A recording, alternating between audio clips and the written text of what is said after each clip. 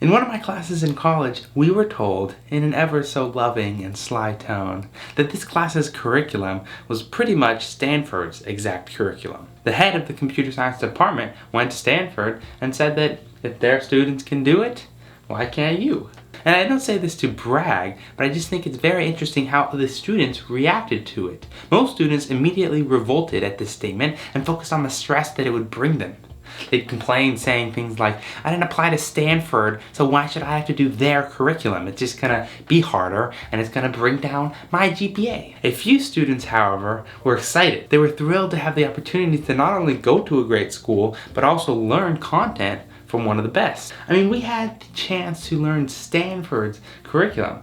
Our knowledge of data structures could be incredibly advanced as long as we put in the work. We should have all been excited, or at least as excited as someone can get when discussing Big O notation. If you knew my professor, that would mean max excitedness. As the course advanced, the complainers continued to complain about how difficult the class was and how terrible their grade was because of it. But the ones that didn't complain in the beginning talked about how much they were learning and how well they were doing. Now you might say that these people were just smarter than the rest of the complainers, but don't underestimate the power of perspective. Perspective is completely backwards in today's society. You look to the news and you see constant negative stories around the world. And when I say that, I mean usual news. Don't even get me started on 2020 news. And what we've discovered through this constant barrage of negativity is that you begin to believe that the ratio of negativity to positivity that you see on the TV is the actual ratio in real life. You begin to reflect it in your own life, focusing only on the negatives. This is very similar to medical student syndrome. If you haven't heard of this, it's when medical students begin to believe that they have the diseases that they are studying. Just imagine if you spent weeks studying the symptoms of the Rona, well, you might go, now that I begin to think about it, I do feel like I might have some shortness of breath.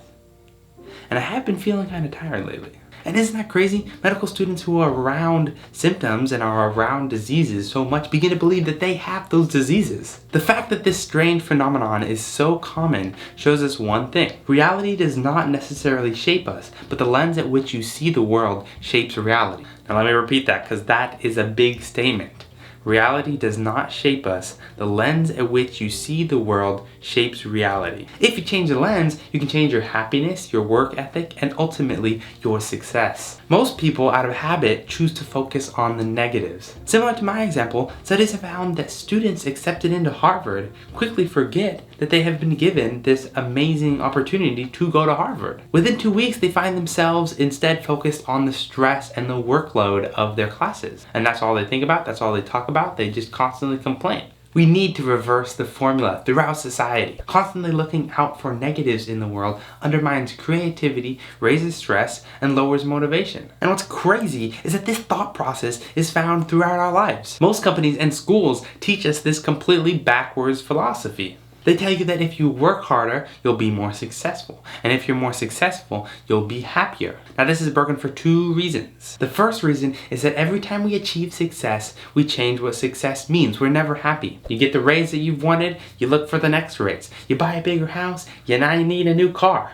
Your kid got a better report card, well now they need to focus on getting all A's because there were still a couple B's in there, and we can get all A's, we can shoot for the top. If happiness is on the other side of success, and success is continuously moving farther away from you, obviously you never get to happiness. And the second reason is if you raise your happiness levels in the present, your brain can now excel in so many ways. When compared to a neutral or negative state, a happy brain increases your intelligence, raises energy levels, boosts your productivity, and makes you generally more resilient and less likely to succumb to burnout. When you are happy, it turns on the learning centers of your brain. Positivity releases dopamine and serotonin, which not only make us feel good, but they also help us organize information, keep that information longer, and retrieve it faster when you need it. So now you know of the benefits of being happy, but how can we implement this happiness mindset? Is it that easy? Well, it actually can be achieved quicker than you think. The simplest ways of quickly flipping the equation include the following. Number 1, Practice daily gratitude. Each day, spend some time writing out 3 things that you're grateful for from the past day. And these don't have to be complicated, you know, it can be complicated, but they can be as simple as it was sunny outside today. When you do this, your brain is focused to scan the last 24 hours and think of the positives rather than focusing on the negatives like we do so often. Continuously do this and your brain continues to do it in the future, kind of out of habit. Number 2 is to meditate every now and then. Studies show that in the minutes right after meditation, our brain experiences a feeling of calm and contentment, as well as heightened awareness and empathy. Number 3, find something to look forward to. Another study found that people who simply thought about watching their favorite movie raised their endorphin levels by 27%. Just thinking about it, not even doing it, not even in the moment. Anticipating something exciting or enjoyable will actually give you as much happiness as the actual reward. Number 4, infuse positivity into your surroundings. Our physical environment from a day-to-day basis has a huge impact on our mindset. Simply surrounding your desk with a few pictures of loved ones or going on a walk outside more often can have a huge difference. Plus, let me tell you, all that news that we've been watching does not do wonders on your happiness. When you're constantly surrounded by that negativity, like I said, you get kind of pulled down into it. So that's another way to infuse positivity into your surroundings. Maybe do a little more Netflix and a little less Fox. Number 5 is exercise a little more. Exercise is an easy way to boost mood and enhance our work performance by improving motivation and feelings of mastery and reducing stress and anxiety. So if you're in a rut, sometimes just going for a run can pull you out of it. And number 6, exercise a signature strength. We are all good at a handful of strengths that we pride ourselves in being good at.